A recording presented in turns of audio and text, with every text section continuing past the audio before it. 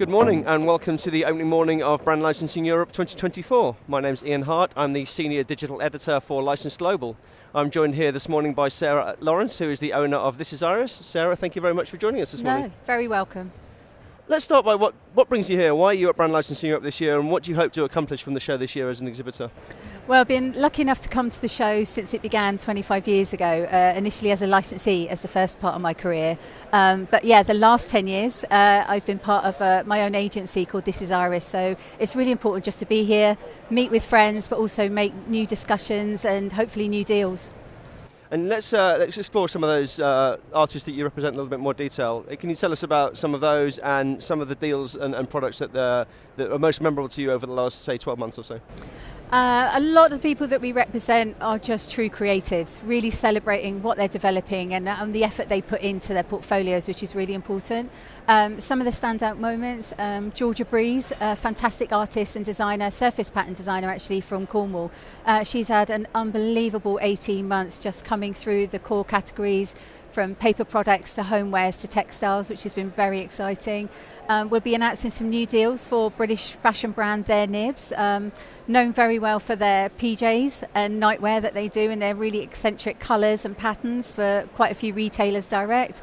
We'll be announcing a new partnership with Turner Bianca for that brand, which is super exciting, and it connects to homewares and other categories. And then we've got things from photographer David Gilliver, who is a renowned British photographer who makes miniature worlds. So real-time kind of objects with small little characters, and yeah, it's really amazing. And we'll be bringing back Sarah Duck from CBeebies and the wonderful world of Belle and Boo, which has been known from the industry for a long time. Awesome, plenty going on then. A little bit crazy, yeah. So do you have any announcements that you're making at the show this week? Oh, we've got a really exciting announcement about the history of Advertising Trust, a really unbelievable archive of brands dating back to the 1800s. It's the biggest archive in Europe, protecting all the brands, part of a university degree courses, but incredibly important to the design and advertising world. We've developed apparel, which has got several retail exclusives.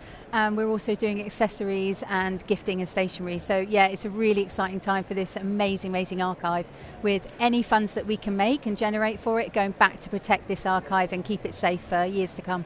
And you obviously alluded there to this year being the 25th anniversary of BLE. You're yourself as a brand celebrating its 10 years.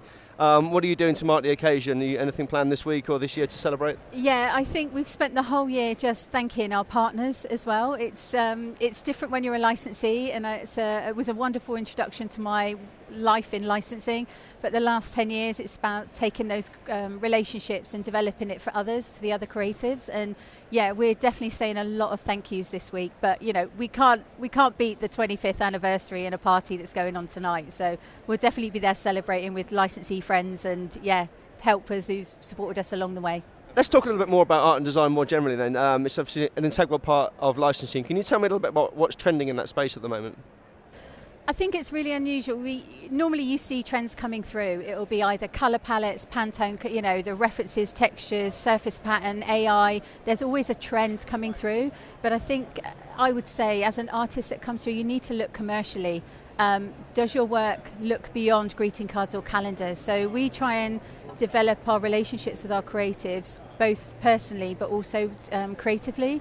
So it's trying to look at what other things you can do across the categories that, anyone from all the big brands and well-known characters that you see at the show. I think you've got to treat the artists and creatives behind it. I think anyone across this show will say that everyone they represent starts with a great idea.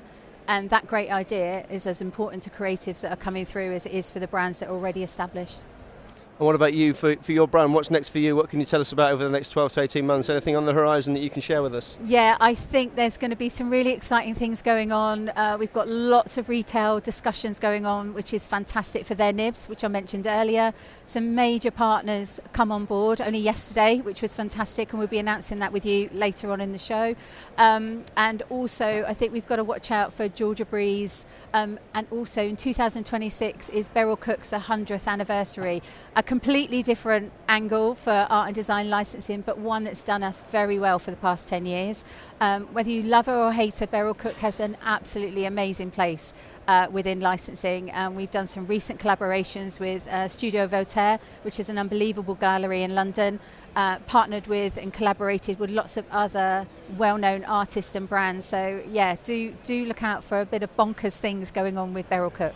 Awesome. Well, Sarah, thank you very much indeed for your time this morning. Really appreciate you joining us. And remember, it starts here.